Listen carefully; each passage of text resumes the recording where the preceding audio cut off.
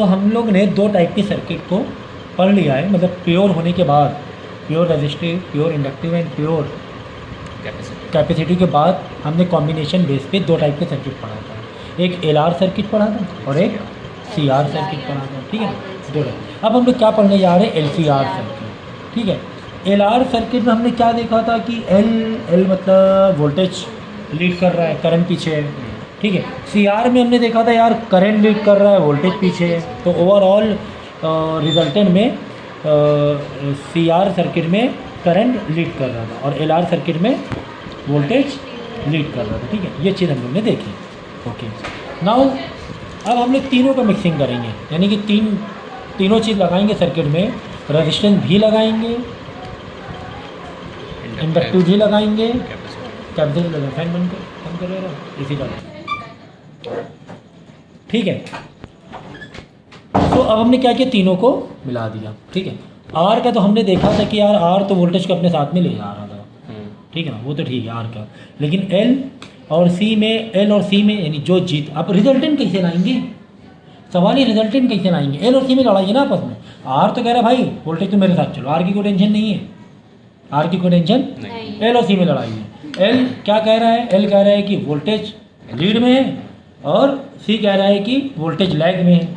तो वोल्टेज को कह रहा है कि इधर लेकर आओ, कौन, सी। और इंडक्टर कह रहा है वोल्टेज को इधर लाओ, ठीक है। तो अब इन दोनों में कौन डिसाइड करेगा, भाई दोनों में जो बड़ा होगा वो डिसाइड करेगा। इन दोनों में जो बड़ा होगा जिसकी वैल्यू वो डिसाइड करेगा। अगर एल की वैल्यू बड़ी है, एल डिसाइड कर देगा तो वोल्टेज इधर कहीं पर आ जाएगा। अगर सी की वैल्यू बड़ी है तो इस वोल्टेज को सी ले जाएगा, इधर कहीं पर उसका रिजल्टेंट आ जाएगा। कुल मिला के रिजल्टेंट निकालना है हमें, कुल मिला के हमें क्या निकालना है, रिजल्टेंट निकालना है एलसीआर सर्किट में, ठीक है, एलसीआर सर्किट में। So consider on AC circuit consist of inductor, capacitor and resistor connected in series supplied with AC voltage is maintained voltage is given है, instantaneous voltage given है। तो तुम्हें ये इक्वेशन दे दी गई है, क्या, V is equal to V naught sine omega t, ठीक है ना। ये इक्वेशन तुम्हें दी गई है। अब कैसे पता चलेगा कि कहाँ पे कौन अब ये इक्वेशन दी गई तो हमें करंट में लीडिंग या लैगिंग दिखानी पड़ेगी।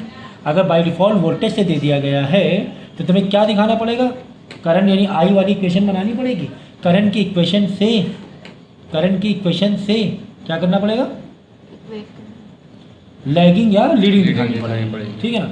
अब देखो एग्जांपल के तौर पे एल बड़ा है तो करंट की इक्वेशन में लैगिंग दिखाएंगे करंट को।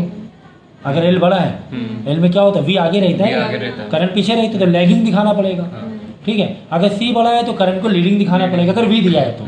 अगर आई दिया होता तो उसी का अपोजिट मारते हैं हम लोग, उसी क्या करते हैं, अपोजिट मारते हैं, ठीक है,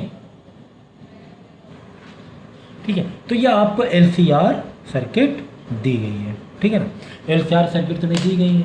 अब इसमें देखो अगर हमें वी आर निकालना है, वी आर की इक्वेशन टाइम के रिस्पेक्ट में, तो वी नॉट कौन वाला, आर वाला, मतलब सिर्फ रेजिस्टेंस के लिए अगर चाहिए, सिर्फ रेजिस्टेंस के लिए चाहिए अगर, तो V R sine omega t, okay. सिर्फ किसके लिए चाहिए, रेजिस्टेंस के लिए। अभी हम कंबाइन नहीं कर रहे हैं, कंबाइन करेंगे तो फिर फेस है, सब सारी चीज़ें देखनी पड़ेंगी ना।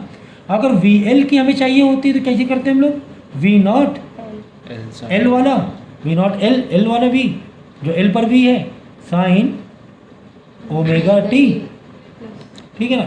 और इसके लिए क्या लिखते हैं, चलो साइन अंदर लिखो ओमेगा टी प्लस 90 डिग्री, सही है भाई। वोल्टेज एल में क्या करेगा, लीड करेगा। इसी तरह वीसी करेंगे टाइम के रिस्पेक्ट में, तो V naught C sine omega t minus, क्योंकि वोल्टेज के लिख रहे हैं हम लोग, हमें आई की गिवन है, बात समझो, हमें किसकी गिवन थी, आई की। तो आई के कंपेयर में एल में वोल्टेज क्या करेगा, लीड करेगा, क्योंकि करंट लैग कर रहा है तो वोल्टेज लीड करेगा। अगर आई गिवन है तो वीसी में वी कौन लैग करेगा, वी लैग करेगा, है ना, ये मेन है ना, वी लैग करेगा। लैग करेगा लीड करेंगे मतलब वो नहीं, कौन लीड और लैग करेगा वो भी ज़रूरी है, ठीक है ना। चलो अब देखो यहाँ से, अब क्योंकि कंबाइन कर दिया, रेजिस्टेंस तो वो आर रहा नहीं, ओनली आर तो रेजिस्टेंस रहा नहीं, है ना। तो वी नॉट अगर हमें आर निकालना है तो क्या करेंगे, आई नॉट इंटू आर करेंगे, ठीक है ना। वी नॉट अगर एल निकालना होता है तो क्या करते हैं, आई नॉट इंटू, इस सिंबल को बोलते हैं काई, चलो एक्सेल में बोल रहे हैं, ठीक है, एक्सेल। और एक्सेल की वैल्यू क्या होती पता है तुम्हें, ओमेगा एल, एल है तो ओमेगा एल ही होगा ना। फिर आर के लिए आई नॉट, भाई हमें वी निकालना है ये सी के लिए, आर के लिए I into R, R register R लेंगे। एल के लिए अगर वी निकालना है तो आई नॉट, मतलब वी नॉट निकालना है तो आई नॉट इंटू काई एल। रजिस्टर किसका डालेंगे, एल वाला का रजिस्टर डालेंगे, इसका रजिस्टर डालेंगे, ठीक है। इसी तरह कैपेसिटिव के लिए आई नॉट इंटू काई सी, और काई सी की वैल्यू होगी 1/ओमेगा सी। बात समझ में आ गई, बात समझ में आ गई, ठीक है सर, ओके। अब फेजर डायग्राम बनाएंगे। अगर फेजर डायग्राम कैसे बनेगा, ये फेजर डायग्राम भी तीनों को हम लोग देख चुके हैं कि आर का तो सीधा सीधा रहेगा, लेकिन एल के लिए वोल्टेज लीड करेगा, ठीक है ना। वोल्टेज क्या करेगा, लीड करेगा। वोल्टेज देखो डायग्राम में ना वोल्टेज वाइज हम लोग दिखाते हैं, करंट वाइज नहीं दिखाते हैं। तो एल में करंट लैग करना मतलब वोल्टेज लीड करना, सी में वोल्टेज लैग करना, ठीक है। यह आपको फेजर डायग्राम भी पता है, ठीक है।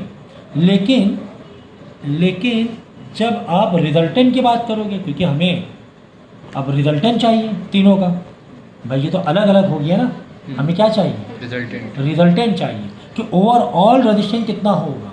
अगर हमें ओवरऑल वी नॉट निकालना है तो उसके लिए आई नॉट, भाई वी नॉट निकालने का फॉर्मूला क्या चाहिए, V naught is equal to I naught into जो आर होगा, आर की जगह हम जेड डालते हैं, जेड ही तो रिजल्टेंट होता है, इम्पीडेंस, भाई आई इंटू आर मतलब जेड। तुम्हें कुल मिला के जेड निकालना है। जेड कैसे निकालें सर, पहले तो आराम से निकाल पा रहे थे कि दो ग्राफ थे, दो लोगों का कंपेयर था, इधर किधर इधर बीच में, तो कैसे निकाल रहे हैं जेड, अंडर रूट में आर का स्क्वायर और दूसरे वाले का रेजिस्टेंस का स्क्वायर, रिजल्टेंट निकालने के लिए। अब यहाँ पे तीन लोग हैं, पहले कैसे निकाल रहे थे मालूम है, पहले ऐसे जेड का अंडर रूट, एक था आर, और अगर एक्सएल है तो एक्सएल, एक्सी है तो एक्सी, तो एक्सएल का होल स्क्वायर ऐसे निकाल रहे थे ना हम लोग जेड को। मैं तो वी नॉट निकालना है तो आई नॉट इंटू जेड चाहिए हमें। जेड कैसे निकालोगे, रिजल्टेंट एक इम्पीडेंस वैल्यू मतलब रिजल्टेंट और रेजिस्टेंस वैल्यू है, लेकिन सर अब तो तीन लोग हैं, अब तो सर तीन लोग हैं, तो यहाँ पे तुम्हें केस बनाने पड़ेंगे। पहले केस बनाते हैं हम लोग। केस वन में देखो, केस वन में अगर हम कह रहे हैं कि वी नॉट एल मतलब एल वाले का वोल्टेज ज़्यादा है किससे, सी वाले से, एल वाले का वोल्टेज ज़्यादा है, इसका मतलब जो काई एल है वो भी क्या होगा, ज़्यादा होगा,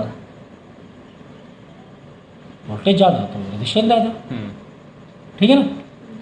अब कौन देखो एल और सी की कंपेरेटिवली बात हो रही है, किसकी बात हो रही है, एल और सी में, एल सी में कौन बड़ा दिख रहा है, एल बड़ा, तो इसका रेजिस्टेंस भी बड़ा, इसका रेजिस्टेंस बड़ा, यही लीड लेगा, ओवरऑल लीड कौन लेगा, यही एल लीड लेगा। तो कैसे, ऐसे देखो ये बनाया, ये तो भाई तुम्हारा वी नॉट आर है, या वी आर भी कह सकते हो, वी नॉट है वी आर भी कह सकते, कोई दिक्कत नहीं है। ये वी नॉट आर है और ये तो तुम्हारा आई इस तरफ जा रहा है, ये तो इसके साथ ही में था, इसको टेंशन नहीं है। लेकिन लड़ाई किस में थी, लड़ाई ये दोनों में थी, किसमें एक थी तुम्हारी लड़ाई एक्सेल में और एक लड़ाई एक्सी में। तो इस केस के अंदर कौन लीड कर रहा है बोलो, एक्सेल लीड कर रहा है ना, वो ज़्यादा है ना, इसका ताकत ज़्यादा है, वो क्या करेगा, इसको उठा के इधर ला के रख देगा। भाई ये तो छोड़ दो यार, ये तो बीच का है, हटा दो इसको। इन दोनों में लड़ाई थी, किन दोनों में लड़ाई थी, एल और सी, एक्सेल और एक्सी में लड़ाई थी, ठीक है। इन दोनों में कौन जीत रहा है, एल जीत रहा है, तो थोड़ा सा वोल्टेज कहाँ पे कैरी कर ले, इधर कैरी कर जाएगा, है ना, ओके। कहाँ कैरी कर जाएगा, इस साइड में, क्योंकि एल लीडिंग है, एल के लिए यही बनता है ना, अगर सिर्फ एक्सेल बना तो यही बनता है। अब देखो, अब यहाँ पे एक्सेल नहीं लिखेंगे हम लोग, यहाँ पर हम लोग लिखेंगे एक्सेल माइनस एक्सी, या वोल्टेज के लिए डब्ल्यू ए वी एल नहीं लिखेंगे, यहाँ पे लिखेंगे V naught L minus V naught C, ये लिखेंगे। भाई इन दोनों में लड़ाई थी, इन दोनों का पहले हमने रिजल्टेंट मार लिया। क्या रिजल्टेंट मारे, समझो ये 7 से खींचा, ये 5 से खींच रहा था, तो इन दोनों रिजल्टेंट 2 आ गया। इन दोनों के रिजल्टेंट क्या आ गया, 2 आ गया। तो वही लिख दिया V L minus V C, V L minus V C. Overall V L के पास पावर ज़्यादा है। अब इसका और इसका रिजल्टेंट ही लेना है कुल मिलाकर। भाई एक सामान था, तुम यहाँ से 10 न्यूटन लगा रहे हो, इधर से 15 न्यूटन लगा रहे हो, तो सामान किस तरफ जाएगा, इस तरफ जाएगा 5 न्यूटन से, लेकिन 15 न्यूटन से नहीं, 5। वही हमने किया, वी एल में से वी सी को माइनस कर दिया, या काई एल में से या एक्सएल में से एक्स सी माइनस कर दिया। ओवरऑल ये कंपोनेंट जीत गया, लेकिन इसकी क्वांटिटी कम हो गई है, माइनस करके आ गई है। अब इसका और इसका रिजल्टेंट लेंगे, that will be your Z. ठीक है ना, जेड ही तो क्या होता है, रिजल्टेंट होता है, अंडर रूट में इनका यानी आर का स्क्वायर प्लस इन ब्रैकेट देना पड़ेगा क्या, वी एल, सॉरी चलो आर से ले रहे हो ना, एक्स एल माइनस एक्स सी का स्क्वायर। ये वाले भाई रिजल्टेंट कैसे निकालते हैं, इसका स्क्वायर प्लस इसका स्क्वायर अंडर रूट में। ये कौन है अब, ये अब एक्स एल माइनस एक्स सी हो गया। ये तो आर ही था, ये तो आर ही था। ठीक है ना, तो ये हो जाएगी तुम्हारी जेड की कहानी। यहाँ से तुम्हारा नया जेड निकलेगा। ठीक है, एक्स एल माइनस एक्स सी, ये हो गया केस 1। केस 2 होता तो केस 2 में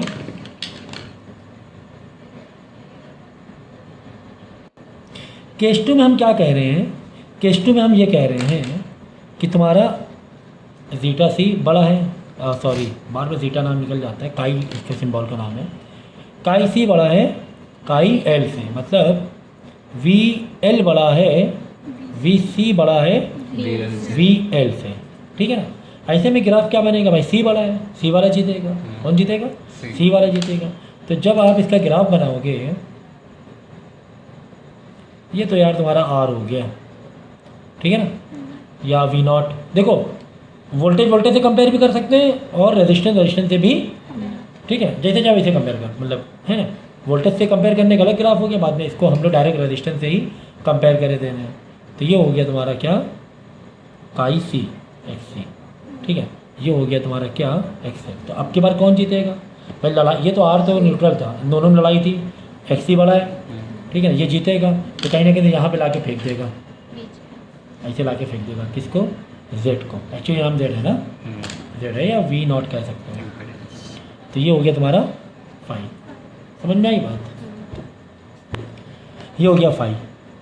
अब की बार जेड क्या, जब तुम इक्वेशन बनाओगे यार, जेड को, इन दोनों में जेड को कोई फ़र्क नहीं पड़ रहा है, जेड को कोई भी फ़र्क नहीं पड़ रहा है। यहाँ पे क्या लो, काई सी माइनस काई एल या एक्स सी माइनस एक्स एल का होल स्क्वायर कर दो। भाई चाहे तुम एक्स एल माइनस एक्स सी करो, चाहे एक्स सी माइनस एक्स एल करो, स्क्वायर करने में आंसर तो क्या आ जाएगा, प्लस में। तो ये दोनों भी एक्चुअली सेम ही है, देखा जाए तो ये दोनों भी क्या है, सेम है। मतलब फॉर्मूले में लिखने के तरीके पे, चाहे एक्स एल माइनस एक्स सी लिखो, चाहे एक्स सी माइनस एक्स एल लिखो। अरे भाई यहाँ पे 2 - 3 करोगे -1 आएगा, -1 का स्क्वायर +1 होता है ना। तो दोनों भी फार्मूला, चाहे तुम एक्स एल माइनस एक्स सी, दोनों के लिए सेम फार्मूला दे सकते हो दोनों, लेकिन जो फेस डिफरेंस रहेगा या जो लीडिंग रहेगा वो एक्स सी की तरफ क्या रहेगा, लीडिंग रहेगा। ठीक है, अगर हम निकालें मतलब फेस निकालें, क्या निकालें, फेस निकालें, तो कैसे निकलेगा, हेलो,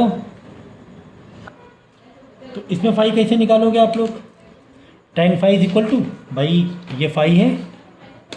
ठीक है, ये तुम्हारा क्या है, V L minus V C लो, X L minus X C ले लो फिलहाल, है ना, क्या ले लें, X L minus X C. Voltage से कंपेयर किया था ना, अभी रजिस्टेंस से कंपेयर कर दिया।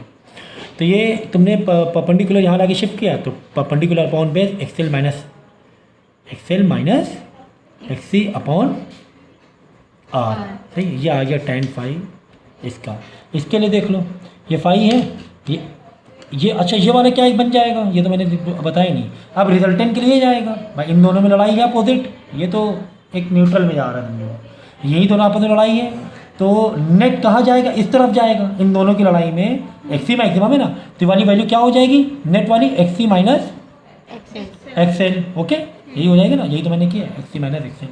समझ गया ना भाई, एक्सएल एक्सी ज़्यादा तो ठीक है ना, XL minus XC minus XL, क्योंकि एक्सी ज़्यादा है। अब इन दोनों में तुम्हें नेट निकालना पड़ेगा। इन दोनों नेट के लिए क्या है, अंडर रूट, वही वाला फॉर्मूला, ए का स्क्वायर प्लस बी का स्क्वायर होगा, ए का स्क्वायर प्लस बी। अब ये तो 90 डिग्री है, आर और इस दो वेक्टर में एंगल कितना है, 90 डिग्री है, तो cos 90 जीरो हो जाएगा, पूरा वो जीरो हो जाता है। समझ गए? तो ये आ गया tan फाई। इसका tan कैसे आएगा, tan फाई कैसे आएगा भाई, ये भी क्या हो गया, परपेंडिकुलर हो रहा है, XC minus XL upon R. इसका tan फाई इस तरह का, इसमें एक्सएल माइनस एक्सी, इसमें एक्सी माइनस एक्सएल। ठीक है ना? तो यहाँ से किसकी वैल्यू निकाल सकते हो तुम लोग, फाई की वैल्यू निकाल सकते हो। ठीक है, ओके, ठीक है ना? तो समझ में आ गई कहानी एलसीआर की, समझ में आ गई। अच्छा, सवाल यही है अब कि सर हम जब वी निकालें, अगर कंपैरेटिवली तुम्हें क्या दिया हुआ है, आई दिया हुआ है, जब वी निकालेंगे वी की इक्वेशन, तो आप क्या करो, यहाँ वी नॉट साइन, अंदर जब ओमेगा टी लिखोगे तो क्या लिखोगे, प्लस या माइनस पाई? ये सवाल है, ये सवाल है। तो अब बताओ यहाँ पर दो केस मैंने दिए थे, यहाँ पर आपको कितने केस दिए, दो केस। जरा ध्यान से, यहीं पे कहानी सारी छुपी हुई है। ये दो केस थे, एक केस ये था, एक केस ये था, सही है। सो अब देखो, अब तुम्हें जब v निकालना है तो v, चलो रिटर्न से इक्वेशन बनाते हैं, थोड़ा सा ये हो गया। देखो अब v निकालना है तो v के लिए क्या दोगे, अगर केस 1 है, केस 1 में क्या कह रहा है, कौन बड़ा है, VL बड़ा है, ठीक है ना, मतलब XL बड़ा है या VL बड़ा है, तो VL बड़ा है तो कौन लीड कर रहा है, अगर I की इक्वेशन दी गई, इक्वेशन जरूरी है यार, अगर I की इक्वेशन दी है तो V निकालना है हमें, तो I की इक्वेशन दी है और VL यानी कि LL ही लीड कर रहा है, तो बताओ कौन लीड करेगा, तो V साइन ओमेगा टी क्या करेंगे बताओ, L में कौन लीड करता है, L में वोल्टेज लीड करता है, वेरी गुड। तो ओवरऑल यानी कि रिजल्टेंट के तौर पे जो भी निकलेगा वो प्लस तुम्हें फाई करना पड़ेगा, है ना। ओमेगा टी प्लस इनिशियल डालने के बाद प्लस फाई, कभी कभी थीटा भी दिया होता है ना, पहले से इनिशियल दिया होता है, तो प्लस फाई करना पड़ेगा। ये किसके लिए हो गया, अगर वी एल बड़ा है या काई एल बड़ा है तो प्लस कर देंगे फाई, ठीक है। इसी को उल्टा अगर यहाँ पे इक्वेशन बनाएंगे इसकी, वी के लिए यहाँ पे कौन बड़ा है, सी बड़ा है, करंट लीड कर रहा है, मतलब वोल्टेज पीछे है, वोल्टेज सी बड़ा होना मतलब करंट लीड कर रहा है, याद रखना, सी मतलब करंट, ऐसे याद करने तरीका है, जीटा सी, सी मतलब करंट, सी मतलब करंट लीड कर रहा है, करंट लीड कर रहे हैं, लेकिन हम किसकी बना रहे हैं, मतलब वोल्ट पीछे है ना, ओवरऑल रिजल्टेंट में करंट आगे है ना, तो V naught sine omega t plus phi, phi का मैंने यहाँ पे वैल्यू बता दी, फाई की वैल्यू ये tan वाली वैल्यू, ये फाई इसका है, ये फाई इसका है, तो इसमें प्लस नहीं होगा, माइनस होगा, सॉरी वोल्टेज ना, करंट होता तो प्लस होता, माइनस होगा, ठीक है, वेरी सॉरी। तो ये दो इक्वेशन बन गई, तो ये दो इक्वेशन या दो केस से बनेंगी एलसीआर में, इसका किसका केस देखना पड़े, कौन बड़ा है यार, कौन बड़ा है, तो यहाँ तो दो केस से तुम्हारी दो इक्वेशन बन जाएंगी। अब हम क्या करते हैं यार, एक न्यूमेरिकल तो करने,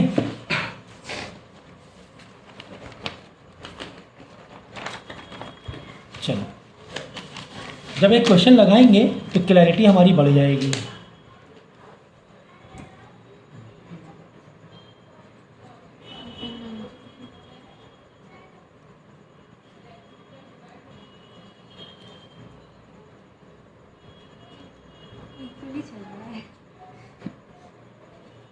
कोई बात नहीं, ठीक है, ये हमने सर्किट बना दी, कौन सी, एलसीआर सर्किट बना दी, ठीक है। क्या क्या दिया गया बताओ वैल्यूज, ये 3 ओम आर है, ये एल 0.16 एच और सी तुम्हें दिया हुआ है 500 माइक्रोफैराड। ओके, ये तीनों को वैल्यू दी गई। इक्वेशन किसकी दी गई है सर? इक्वेशन हमें दी गई है नॉर्मल ब्लू पेन का है। इक्वेशन तुम्हें आई से दी गई है। इक्वेशन किससे दी गई है? आई से। I equal to 10 sign 100t, ये इक्वेशन तुम्हें दी गई है। ठीक है ना? ओके, क्या क्या चीज़ें पता करनी है? चलो देखते हैं क्या क्या चीज़ें पता करनी है। एक तो हमें पता करना है जीटा है। एक तो ये तो यार एक एक वर्ड के हैं, डायरेक्ट कर लेंगे। ये एक पता करना है जीटा सी, एक पता करना है चलो जेड इम्पीडेंस, रिजल्टेंट रेजिस्टेंस, और फिर पता करना है हमें 5, फिर पता करना है हमें वी नॉट, फिर पता करना है हमें वी टी। ठीक है ना? तो ये V T 7 V R T मालूम है ना इसका मतलब? वी टी मतलब मिली भगत, तीनों को मिलाकर वी टी, वी की इक्वेशन तीनों का रिजल्टेंट मिलाकर V R T, only for R. V C T only for C, voltage only for C, मतलब equation only for capacitive circuit के लिए। ठीक है? 9 वी सी टी, इसके बाद वी एल टी, चलो वी एल टी भी ले लें। फिर बात देख पावर फैक्टर की, जो कि पावर फैक्टर भी मैंने पढ़ाया नहीं तुम लोगों को, अभी पढ़ा के वापस मैं इसको सॉल्व करूँगा। पावर फैक्टर पूछा गया है। ठीक है, चलो चलो चलो चलो चलो हाँ चलो जीटा एल बताओ जल्दी से। जीटा एल मतलब ओमेगा इंटू एल। ठीक है ना? Omega into L, omega into L. देखो मैं इसे सॉल्व कर रहा हूँ, दिस इक्वल टू दिस, आगे एरो मतलब अगला स्टेप है। तो ओमेगा इंटू एल, हाँ ओमेगा इंटू एल मतलब ओमेगा की वैल्यू बताओ जल्दी से। 100। अरे मुझे लगाइए, आपने आपको क्यों लगा दिया? खुद 100 ओमेगा टी है ना, 100 इंटू एल कितना दिया है? 0.16। चलो आंसर निकाल लेना। ठीक है, जीटा सी 1 अपॉन ओमेगा सी। ये बताने की ज़रूरत है क्या यार? ये तो यार किए हुए हैं हम लोगों ने कल, है ना? ये बताने की ज़रूरत नहीं होनी चाहिए। 1 अपॉन ओमेगा मतलब 100 दिया हुआ है, सी में दिया हुआ है 500 इंटू 10 की पावर -6। आंसर निकाल लेना यार तुम लोग। ठीक है ना? जेड सर रिजल्टेंट की बात हो रही है, रिजल्टेंट आंसर निकालना पड़ेगा। आंसर निकाल दो जल्दी से, आंसर क्योंकि हमें चेक करना पड़ेगा जीटा एल जीटा सी में कौन बड़ा है। ठीक है, तो जेड के लिए क्या डालोगे बताओ? जेड के लिए डालोगे आर का स्क्वायर प्लस जीटा सी, अभी नहीं सी माइनस एल या एल में, वैसे यहाँ पर तो कुछ भी पहले कर दो, कोई भी बड़ा कोई भी छोटा, क्योंकि माइनस का स्क्वायर प्लस में ही आएगा। फिलहाल इसका आंसर बताओ। इसका आंसर हो गया 16। इसका आंसर बोलो क्या हो गया? 2 0 2 2 4 0 4 0 4 -2 100 आ जाएगा, ये ऐसा लग रहा है मुझे। ठीक है ना? 100 आ जाएगा ओम। ओम में आंसर देना है, कितना आ जाएगा? देखो 20 आ रहा है, 20 कर दो, सॉरी 20 कर दो, ऊपर से नीचे 5 भूल गया मैं डिवाइड करना। ठीक है ना? ये हो गया। अब देखो यार कौन बड़ा है दोनों में? जीटा एल की जीटा काई एल की काई सी बड़ा है, तो काई सी माइनस काई एल करेंगे, काई स्क्वायर करेंगे। और वैसे यहाँ पे वैसे भी कर देते हैं, क्योंकि स्क्वायर का आंसर क्या होता है? प्लस में ही आता है, कोई फ़र्क तो नहीं पड़ता, लेकिन टेक्निकली क्यों हम कॉन्सेप्ट को ये करें। ठीक है, जब इसको वैल्यू को सब्स्टिट्यूट करोगे, ये देखिए x see that is your x निकाल 20 माइनस 4 का स्क्वायर, और आर तुम्हें 3 दिया, तो 5 आ जाएगा, 5 ओम आ जाएगा। ठीक है ना? रूट से बाहर निकल के 25। चलो ये भी हो गया सर। नेक्स्ट बाद में पूछा गया तुम्हें फाई बताओ, फाई बताओ। फाई कैसे निकालोगे? tan फाई वाले फॉर्मूले से। tan phi equal to zeta C minus, ऐसे जीटा नहीं बोलते, काई बोलते हैं, अपॉन आर। ऐसे तो होता है परपेंडिकुलर बेस। तो कितना हो गया ये? एक्स सी एक्स एल 20 माइनस 4/r 4/3। 4/3 वाला सर्किट बना दें क्या? बना दो सर। ठीक है ना? ये 4 है, क्योंकि tan का मतलब होता है परपेंडिकुलर अपॉन बेस, तो p हो गया 4, बेस हो गया 3, 53 डिग्री हो गया भाई। तो फाई की वैल्यू, tan फाई की वैल्यू 53 नहीं, फाई की वैल्यू। ठीक है, चलो इधर लिखते हैं। ये तो बहुत आराम से हो रहा है सर, बड़ी मज़ा आ रही है इसमें तो, इसमें तो अभी तक के बड़ी मज़ा आ गई। ठीक है ना। चलो अब निकालते हैं वी नॉट। वी नॉट कैसे निकालो? वी नॉट के लिए सर आई नॉट से कनेक्टिविटी दीजिए पहले तो, इनटू क्या कर दें, रजिस्टर रिजल्टेंट सेट करेंगे हम लोग। ठीक है ना। तो मैं एरो दे रहा हूँ, मतलब इसके नीचे ऐसे करके है, ठीक है, आप ऐसे किया करो, ज़्यादा अच्छा रहेगा। तो आई नॉट 10, आई की इक्वेशन दी है 10, Z Z Z Z Z कितना दिया है 20, तो 200 आ गया। कितना आ गया 200 वोल्ट आ गया। चलो वी नॉट भी मिल गया, वी नॉट भी मिल गया। अब आ रही मिली भगत वाली कहानी। ओवरऑल बोल बताओ, वी की इक्वेशन बताओ, ओवरऑल किसकी इक्वेशन बताओ, वी की इक्वेशन। हमें कोई डर नहीं है, हमें कोई, क्योंकि हमारा कॉन्सेप्ट मजबूत है। हमें डर क्यों नहीं है? कॉन्सेप्ट हमारा कॉन्सेप्ट मजबूत। V is equal to V naught, भाई आई की इक्वेशन दी थी, अब वी की निकालना है, तो V naught sine omega t, ठीक है, ओमेगा टी प्लस या माइनस पाई करना है हमें, प्लस या माइनस पाई करना है। अब वी में वोल्टेज, वी जो है यानी वोल्टेज इस सर्किट में लैग कर रहा है कि लीड कर रहा है? बताओ ये कौन लैग कर रहा है, ये बताओ इसमें कौन डोमिनेट कर रहा है? लैग कर रहे हैं, एल कर रहा है ना। एल एल में करंट आगे होता है कि पीछे होता है? पीछे करंट पीछे, मतलब वी आगे होता है। यहाँ पर लीड देखो, लीडिंग में कौन है यार? लीडिंग में ये एल नहीं था, सी था, 20 ओम आया था। यस सर, लीडिंग में तुम्हारा सी था, डोमिनेट तुम्हें ये सी कर रहा है पूरे सर्किट को। देखो 20 ओम है सी की। अब सी में करंट आगे, सी फॉर करंट आगे, वोल्टेज पीछे, -5,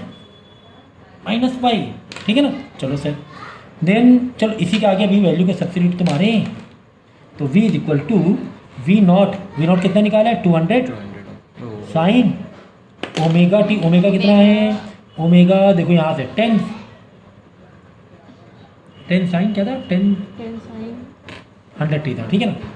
तो ओमेगा कितना था 100 है ना, 10 साइन ओमेगा था 100 टी, तो 100 टी 550 माइनस पाई की वैल्यू कितनी है 53 डिग्री है।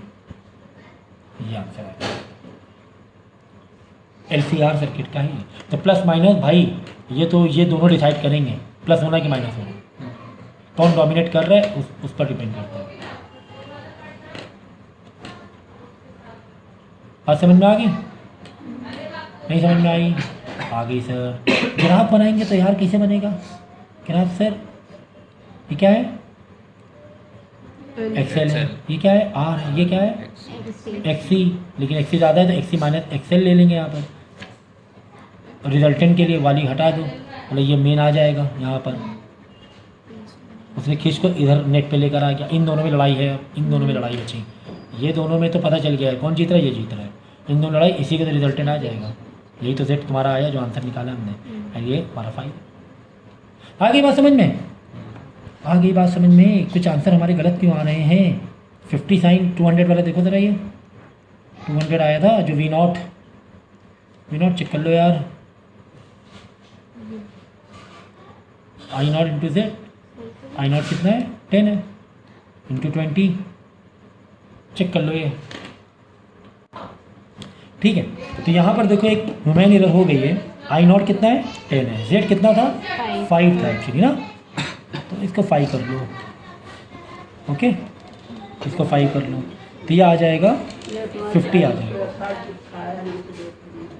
50 आ जाएगा, 50 आ जाएगा, ठीक है। मैं नहीं रहा, ठीक है ना। तो ये तुम्हारी आ गई वी की इक्वेशन। तो कितनी सारी चीज़ें निकालनी, यहाँ तक पहुँच, ये तो यार मेन था, यहाँ तक तो पहुँचे गए हम लोग। लेकिन यहाँ पे बच्चे एक्चुअली कन्फ्यूज होते हैं, ये वाले में, प्योर वाले में कन्फ्यूज होते हैं। कन्फ्यूज नहीं होना है, कन्फ्यूजन तो पहले नहीं होने देंगे हम लोग, ठीक है ना। वी तो आ गया, मिली भगत वाला जो आ गया, रिजल्टेंट वाला आ गया, ठीक है। लेकिन अब ये सिर्फ वी आर में बताओ, सिर्फ वी सी में बताओ, सिर्फ वी एल में बताओ, यहाँ पे बच्चे थोड़े से कन्फ्यूज हो जाते हैं। फिर ये क्या पूछ रहा है देखो, अच्छा V R with respect to time is equal to, भाई वी नॉट, इक्वेशन डालेंगे V naught sine omega t. अगर हम प्योर की बात करें, तो वोल्टेज लीड करेगा कि लैग करेगा? प्योर की बात करें, प्योर रेजिस्टिव के लिए, प्योर रेजिस्टिव हुआ ना वी आर, तो दोनों सेम सेम रहेगा। तो बस ऐसे ही रहेगा, ये ऐसे ही रहेगा 50 साइन 100t, टेंशन ही नहीं है, ठीक है ना, सेम। तो इसमें कंफ्यूज नहीं होना है, प्योर के लिए पूछा जाए, प्योर के लिए तो मेरा कॉन्सेप्ट क्लियर है, फाइव आएगा छोड़ दे, प्लस माइनस उस हिसाब से करो, प्योर के हिसाब से करो कि प्योर रेजिस्टिव, प्योर कैपेसिटिव है, प्योर इंडक्टिव है। V C is equal to V naught sine omega t. अब बताओ प्योर अगर कैपेसिटिव है तो करंट लीड करेगा, प्लस करेंगे ना, वोल्टेज क्योंकि वोल्टेज है करंट है ना। तो ये चीज़ ध्यान रखना है, किसके लिए बना रहे हो, देखो वोल्टेज लैग करेगा, कंपेयर करो करंट से ही, कंपेयर करो करंट से ही कि करंट लीड कर रहा है, लेकिन बना किसका रहे, तो वोल्टेज पीछे जा रहा है ना। तो ये कॉमन सेंस वाली बात होगी। कितना पीछे, प्योर के बाद 90 पाई/2 90, ठीक है ना। तो 50 साइन 100t माइनस 90 डिग्री, या चलो पाई/2 लिख दो, कोई दिक्कत नहीं है, ये भी हो गया, ठीक है ना। इसी तरह आप किसका कर लोगे, VL का भी कर लोगे, किसका कर लोगे, उसमें प्लस 90 हो जाएगा, जैसे प्लस 9 VL में प्लस 90 हो जाएगा।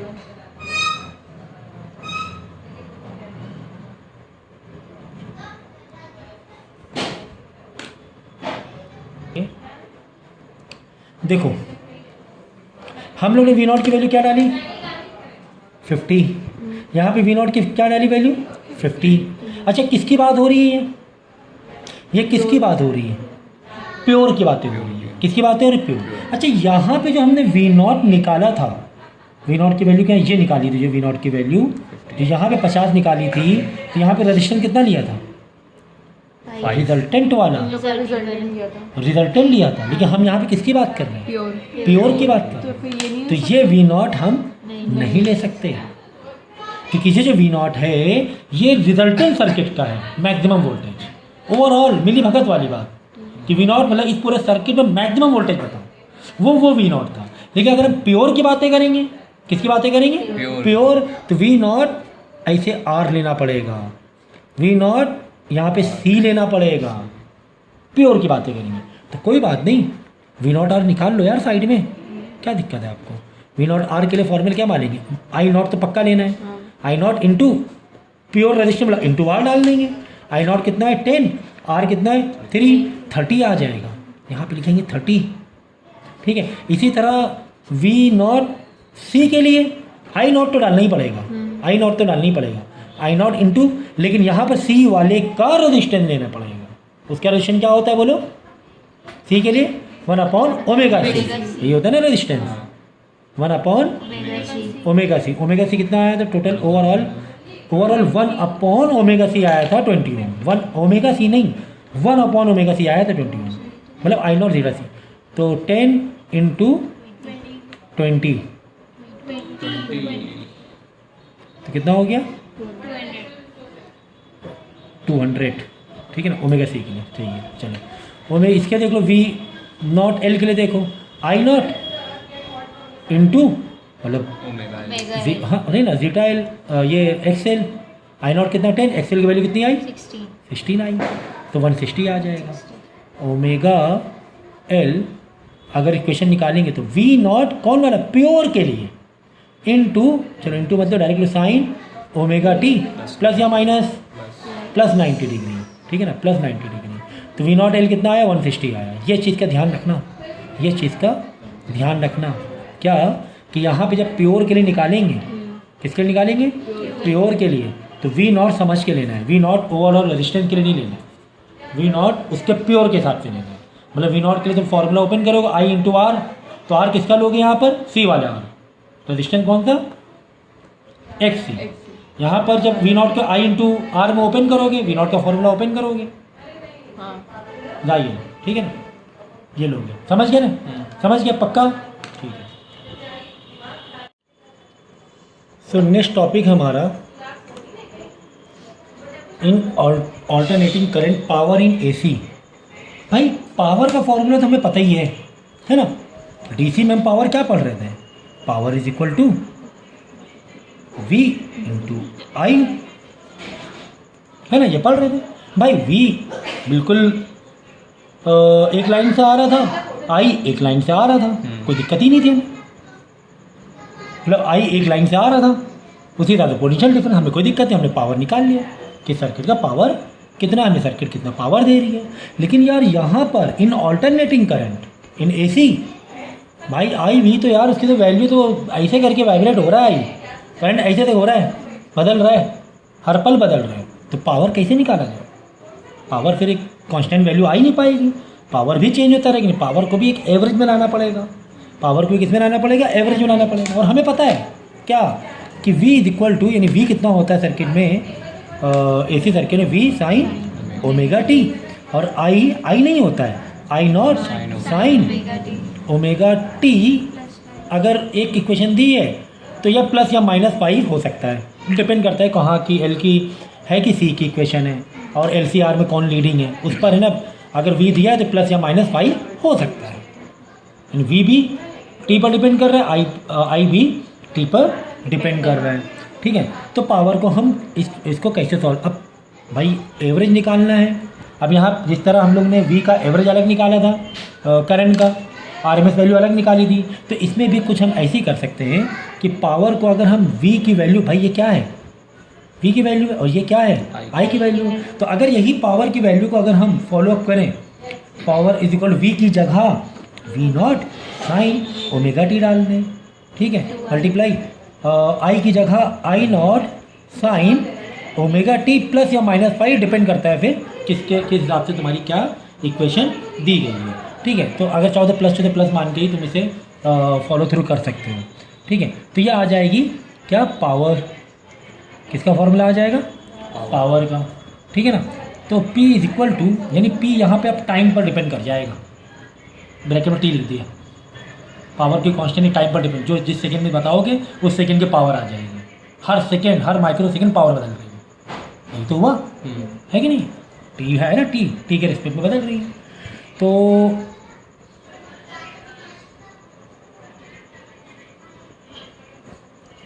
V not sine omega T I not sine omega T, चलो प्लस पाई ले लें, प्लस मान के चलो, कोई दिक्कत नहीं। तो ये फॉर्मूला आ गया तुम्हारा पावर का, वैल्यू को डाल सकते हो, V की जगह V not sine omega T, I की जगह I not sine omega t plus pi, फिर आपको एक फेस अलग से लेना पड़ेगा, टाइम के रिस्पेक्ट में चेंज हो रहा है।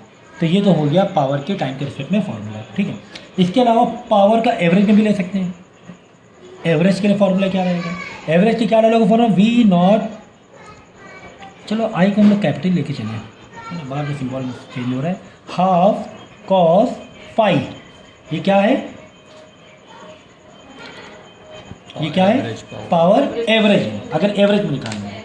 और इसी को अगर हम लोग थोड़ा छोटा सा डेरिवेशन करें, छोटा सा, तो क्या कर सकते हैं, V नॉट I नॉट हम लोग मल्टीप्लाई करें √2, यहाँ मल्टीप्लाई √2 कर दें, क्यों फ़र्क पड़ रहा है क्या, अरे भाई √2 इंटू √2 कोई फ़र्क नहीं पड़ रहा, इसकी शक्ल हमने चेंज की है, अपॉन 2 की शक्ल हमने क्या लिख दी, √2 मतलब वहाँ पर 2 ही हो जाएगा वो, cos 5 इसी।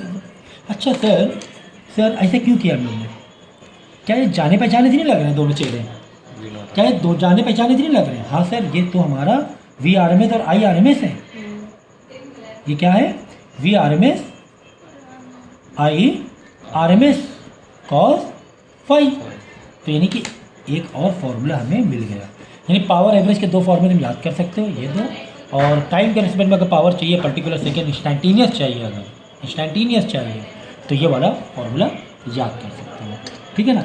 और ये cos पाई है, ये इसी को हम लोग बोलते हैं क्या, पावर फैक्टर। पावर फैक्टर बताओ, तो 5 पर डिपेंड करता है, लीडिंग पे है, लैगिंग पर है, कितना फेज डिफरेंस है, वोल्टेज और करंट के बीच में फेज डिफरेंस कितना है,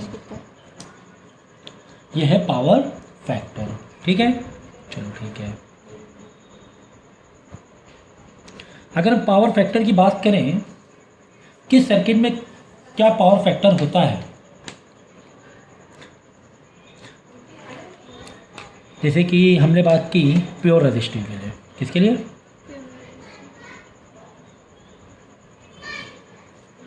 प्योर रेजिस्टिव में फाई कितना होता है,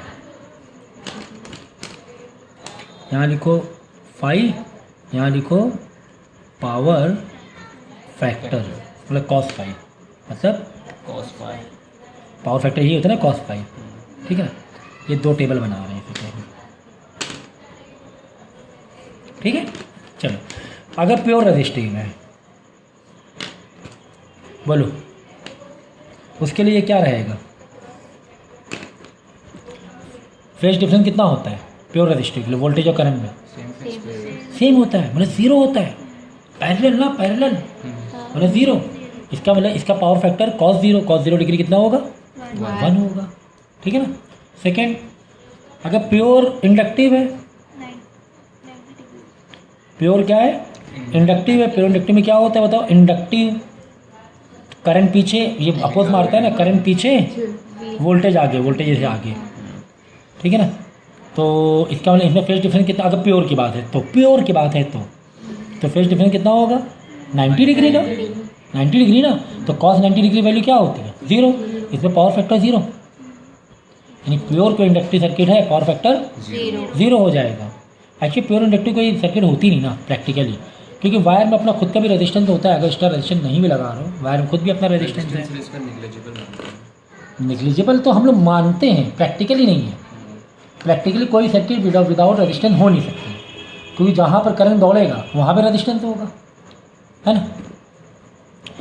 और अगर प्योर कैपेसिटिव सर्किट है तो यहाँ पे क्या होगा भाई, यहाँ पर कैपेसिटिव करंट आगे है, करंट आगे है, वी पीछे, फेज डिफरेंस कितना 90 डिग्री है, तो यहाँ पावर फैक्टर क्या हो गया 0 हो गया, यानी यहाँ पर पावर फैक्टर cos फाई की वैल्यू 0 आ रही है ना। इन दोनों में pure inductive and pure resistive में cos फाई की वैल्यू क्या आ रही है, पूरे cos फाई की वैल्यू क्या आ रही है 0 आ रही है, यानी यहाँ 0 डाल देंगे तो ये पूरा आंसर क्या हो जाएगा, यहाँ पे 0 नहीं कह रहे हैं, इस पूरे का आंसर पूरे का आंसर cos फाई का आंसर, इस 2 के लिए प्योर इंडक्टिव प्योर कैपेसिटिव के लिए आंसर क्या आ रहा है 0 आ रहा है, यानी P average V RMS into I RMS, लेकिन ओवरऑल क्या हो जाएगा 0। पावर एवरेज में 0 हो रहा है, एक्चुअली एवरेज में सिर्फ 0 हो रहा है, पावर तो मिल ही रहा है, एवरेज में 0 हो रहा है। जैसे करंट एवरेज में 0 हो गया, करंट तो मिल ही रहा था, आगे पीछे होकर मिल रहा था, लेकिन एवरेज में 0 हो रहा था, इतनी बात थी, ठीक है ना। फिर बाद में जिस हिसाब से जिसकी जैसी सर्किट है उसके पावर फैक्टर उसके अकॉर्डिंग बनते चले जाएंगे, जैसे कि 1 2 3 हो गया। जैसे कि हमने बनाया LR सर्किट, क्या बनाया LR, ठीक है ना। अब LR सर्किट में इसका ग्राफ कैसे बनेगा, नॉर्मल डॉट पेन लगा ना ब्लू, इसका ग्राफ कैसे बनेगा भाई, ये R तो अपनी जगह चल रहा था, ठीक है ना। LR में हुई is leading, voltage is leading, voltage leading है ना, करंट पीछे वाला वोल्टेज लीडिंग, ये आ जाएगा V0,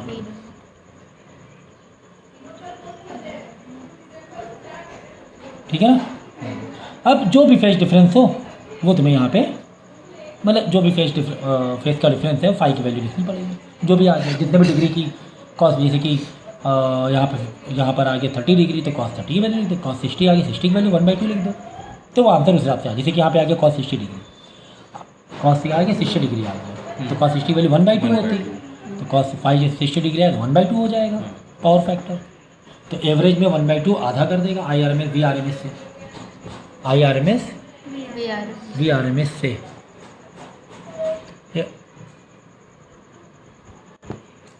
ठीक है ना। चलो सर नेक्स्ट,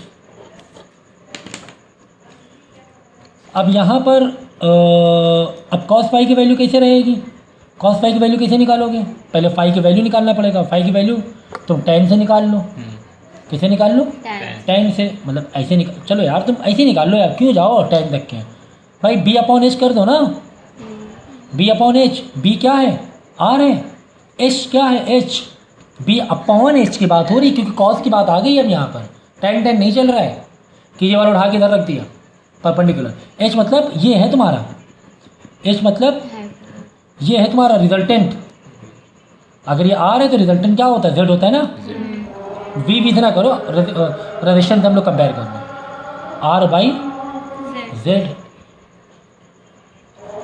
ठीक है, ये आ जाएगा। और RC सर्किट है अगर, और Z की वैल्यू तो मालूम है यार तुम्हें, Z कैसे आता है, इसे बताना नहीं पड़ेगा प्लीज़। अब ना पूछो, अब ना पूछो, आर स्क्वायर। ठीक है, R का स्क्वायर प्लस XL का स्क्वायर, ठीक है, ओके। तो अब यहाँ पे देखो CR सर्किट में, CR में C for current, current lead कर रहा है मतलब वोल्टेज पीछे है, V और VC में वोल्टेज पीछे है,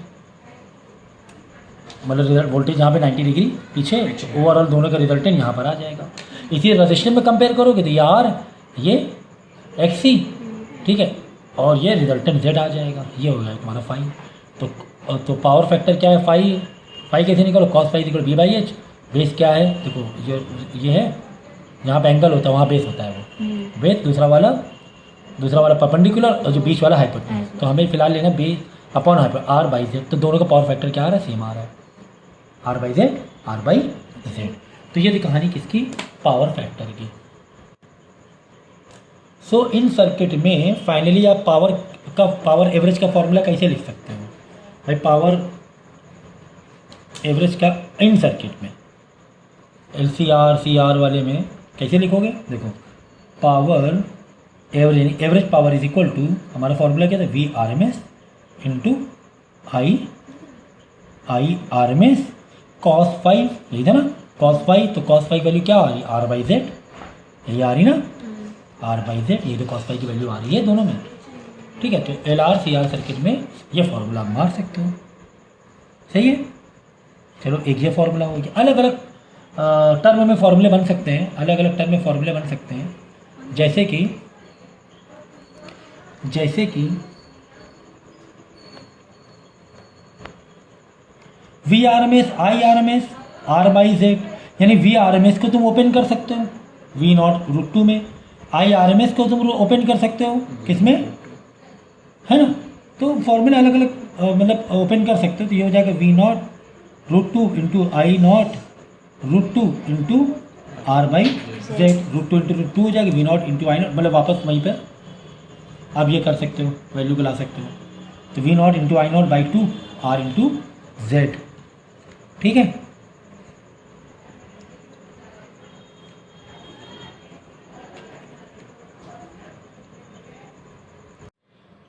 नेक्स्ट टॉपिक हमारा ऑल्टरनेटिंग करंट में resonance in LCR circuit. When current in LCR circuit will become maximum and impedance become minimum, then this condition is called resonance, ठीक है ना, इन LCR, ठीक है। क्या बोला है, बोला गया है कि करंट क्या हो जाए, मैक्सिमम हो जाए। मतलब आपने बहुत सारे कॉम्बिनेशन से लगाए हैं LCR, like inductive, resistive and capacitive, पूरी सर्किट बनाई, लेकिन एक ऐसी सर्किट बनाई, एक ऐसी सिचुएशन आ गई है जहाँ पर सर्किट में करंट कितना है, मैक्सिमम है, और रेजिस्टेंस कितना है, मिनिमम है, और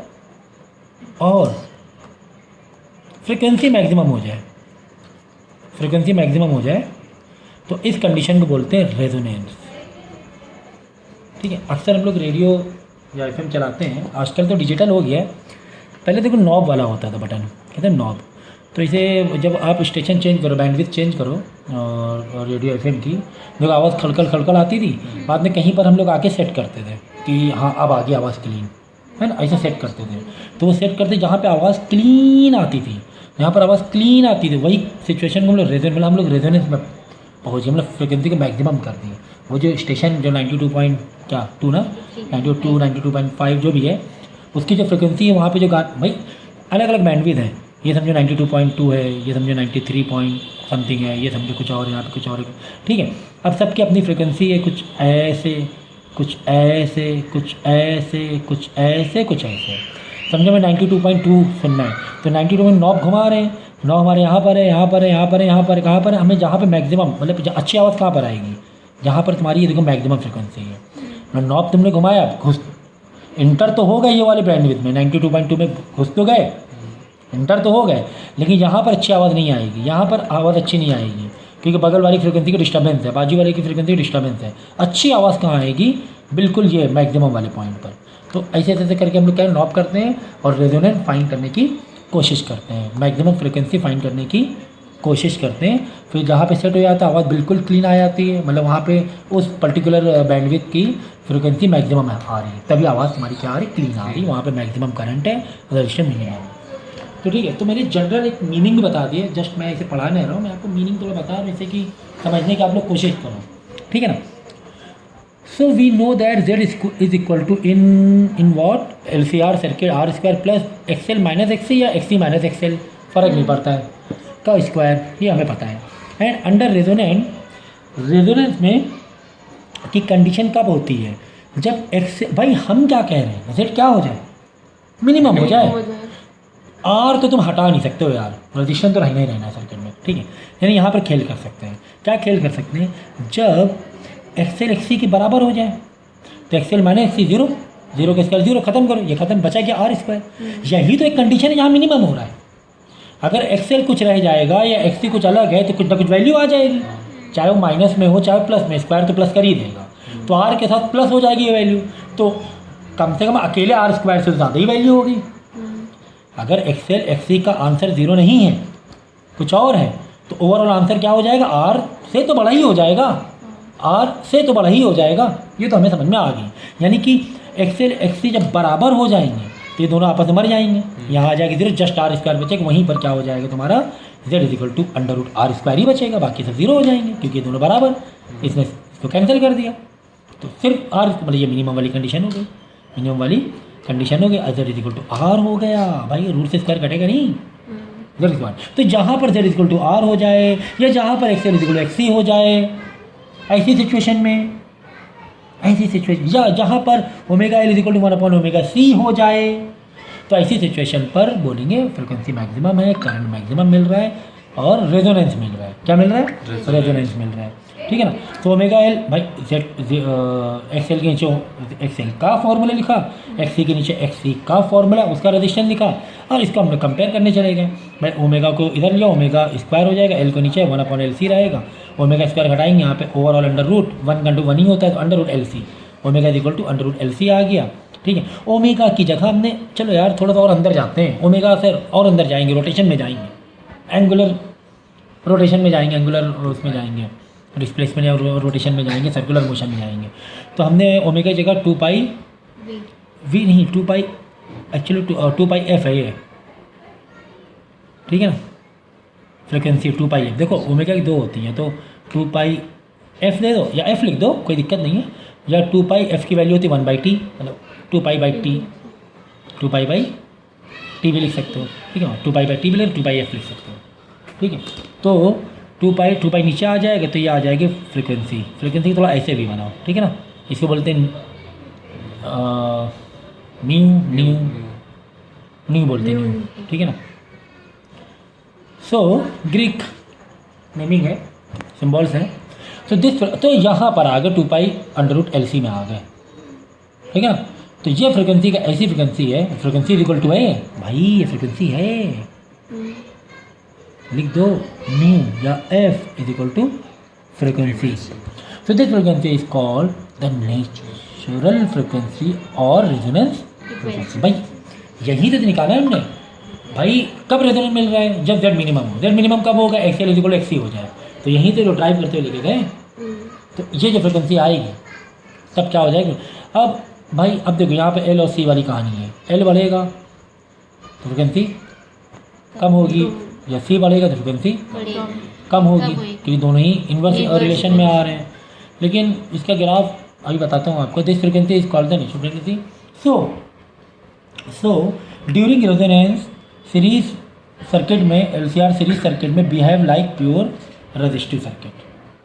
सही बात है भाई, प्योर रेजिस्टिव तो हो रहा है, क्यों सर प्योर रेजिस्टिव, अरे भाई Z is equal to R नहीं हो रहा है, Z is equal to R नहीं हुआ जा रहा है, इन दोनों ने एक दूसरे को कैंसिल नहीं कर दिए भाई, XL ऊपर XC नीचे, दोनों एक दूसरे कैंसिल, दोनों बराबर है ना। तो ऑब्जेक्टिव में कुछ वही तो कह रहे हैं हम आपको, कितना याद करो, याद करने से कुछ नहीं होता है फिजिक्स में, कॉन्सेप्ट होता है। तो during resonance series LCR circuit behave like pure resistance circuit, हाँ क्योंकि Z इक्वल R हो रहा है ना, R लिखो, Z लिखो, बाद देखिए power dissipated in circuit is maximum during resonance. ये बात सच है, पावर क्या हो जाएगी, मैक्सिमम हो जाएगी। अगर पावर का फॉर्मूला देखोगे V इंटू आई, क्योंकि आई मैक्सिमम हुआ जा रहा है ना। The series LCR circuit is called acceptor circuit. ठीक है। सो अगर हम ग्राफ में समझने की कोशिश करें, ग्राफ से समझने की कोशिश करें, भाई ये तुम्हारा चल रहा है XL, ठीक है, ये तुम्हारा है XC, तो रेजोनेंस कहाँ पर मिल रहा है? जहाँ पर XL और XC की वैल्यू सेम है, यहाँ पे सेम है। यहीं पे तुम्हें क्या मिल रहा है? मैक्सिमम फ्रिक्वेंसी मिल रही है, F0 मैक्सिमम फ्रिक्वेंसी बोलेंगे, रेजोनेंस बोलेंगे। ठीक है, इस कंडीशन में, इस कंडीशन यहाँ पे R तो कुछ भी कहीं भी हो सकता है, R तो आप कहीं भी ले लो, ये R कहीं भी ले, लेकिन यहाँ पे जो XL is equal to XC जब होगा, जब तुम्हें क्या मिलेगी? मैक्सिमम फ्रिक्वेंसी मिलेगी। ठीक है ना। ग्राफ आ रहे हैं कोई ना, तो और भी कुछ चीज़ें ग्राफ से समझ सकते हैं हम लोग। अगर Z और F का ग्राफ बनाना है आपको, Z इम्पीडेंस एंड F का, ये ग्राफ कैसे बनेगा बोलो? ये ग्राफ तुम्हारा कुछ इस तरीके से बनेगा। ओके, इस तरीके से ग्राफ बनेगा, और यहाँ पर तुम्हारी क्या आएगी? यानी मिनिमम जहाँ Z रहेगा, ये Z मिनिमम यहाँ हुआ ना, तो यहाँ मिनिमम Z में मैक्सिमम क्या मिलेगी? फ्रिक्वेंसी मिलेगी तुम्हें, मैक्सिमम फ्रिक्वेंसी मिलेगी मिनिमम Z में। ठीक है, Z और F के ग्राफ में। अगर ये I और F का ग्राफ है, I F का ग्राफ है, तो I F के ग्राफ में कुछ इस तरह ग्राफ बनेगा। ये I और F के ग्राफ में जहाँ पर मैक्सिमम कर्व पॉइंट ये होगा, यानी करंट यहाँ मैक्सिमम हुआ ना, I मैक्सिमम, तो यहीं पर तुम्हें F0 मिल जाएगी। कौन सी रेजोनेंस फ्रिक्वेंसी? रेजोनेंस वाली। कौन वाली फ्रिक्वेंसी? रेजोनेंस की फ्रिक्वेंसी। ठीक है ना। तो ये ग्राफ याद रखो।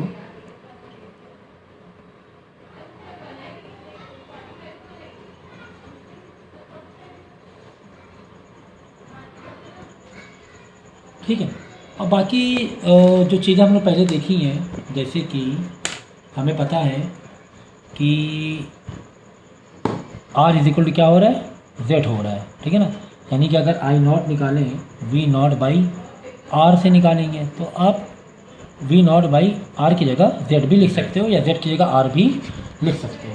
कब, किस सिचुएशन पे? जब R is equal to Z। R is equal to Z कब होता है? रेजोनेंस के टाइम। कब होता है? रेजोनेंस कब होता है? जब XC is equal to XL। मतलब XC, ये मेन तो यही है कड़ी।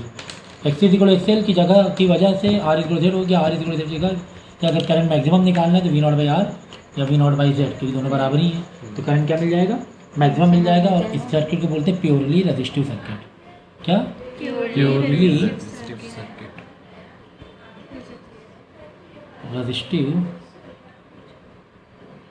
सर्किट। ठीक है, प्योरली रेजिस्टिव सर्किट इसलिए क्योंकि हम लोगों को सिर्फ R मिल रहा है कुल मिला के।